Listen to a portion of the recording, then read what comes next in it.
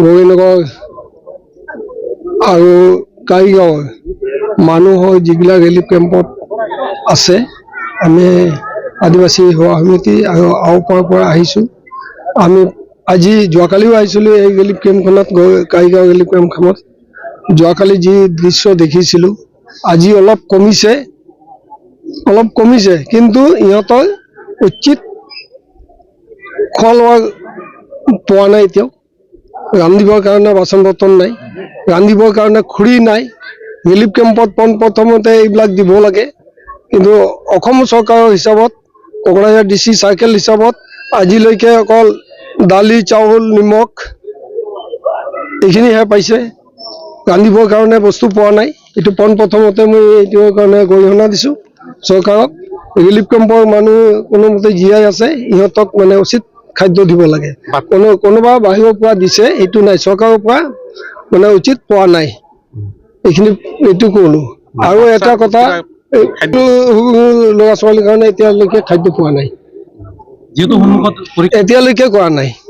List খুজিছে, আৰু এটা কথা আমি পোনপ্ৰথমতে ক'ব বিচাৰিছোঁ, শান্তি যিটো বাতাবৰণ সৰুদিনৰ পৰা দুয়ো পক্ষৰ পৰা শান্তি বিচাৰি আছে, কিন্তু বৰ দুখৰ বিষয় আমাৰ আদিবাসীসকলৰ ওপৰত আৰু বড়োসকলৰ মাজত কোনোবা দুষ্কৃতিকাৰীয়ে ইমান সোনকালে কিবা কৰে, জাতিগত ফালে আহে।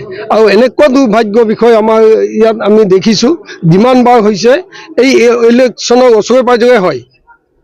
আগত 96 সময়ত হৈছিল খেতি বাতিৰ সময়ত, এতিয়া এনেকুৱা পিছত এনেকুৱা হুমাৰ আহে, এনেকুৱা জাতিগত অলপ সংঘৰ্ষৰ ভয় দেখুৱাই এই ইলেকশ্যনৰ সময়ত।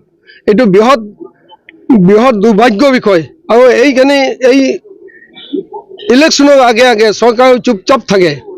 যেতিয়ালৈকে ডাঙৰ সংঘৰ্ষ নহয়, তেতিয়ালৈকে পুলিচ মিলিটাৰী কিবা সজাগ নহয়। সেইকাৰণে আমি কৈছোঁ, এইটাত বিৰাট ডাঙৰ ৰহস্য আছে। আদিবাসীসকল চান্তালসকলৰ যাতে শিক্ষা দীক্ষাৰ পৰা পিছ পৰি থাকে, সেইকাৰণে এই ৰহস্যটো উদ্ঘাটন কৰিব লাগে। আৰু এডুকেশ্যনৰ ক্ষেত্ৰত যিহেতু আমি খুব দুৰ্বল, আৰু এতিয়া যিহেতু আছে, এইকাৰণে চৰকাৰে কৈছোঁ, যোৱাকালিৰ পৰাই কৈ আছোঁ, আজিয়ে এই ষ্টুডেণ্টসকল বাহিৰত লৈ যাওক।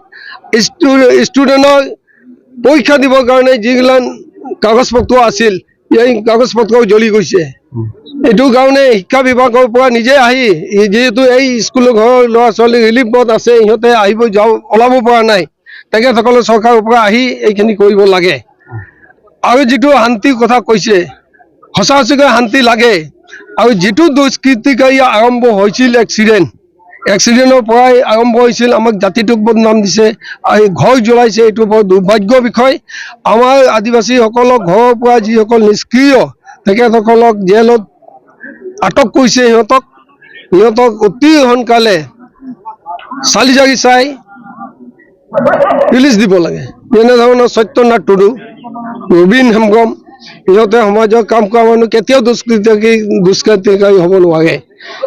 যোৱাকালিও কৈছিলোঁ, কিন্তু মন্ত্ৰী মহোদয়ে আমাৰ লগত কথা নপতাকৈ মিটিং কৰি সোনকালে গুচি গৈছে। এইকাৰণে আমি এই মিডিয়াৰ তৰফৰ পৰা আহ্বান জনাইছোঁ, যাতে অতি সোনকালে আজিৰ ভিতৰতে সিহঁতক ৰিলিজ দিব লাগে।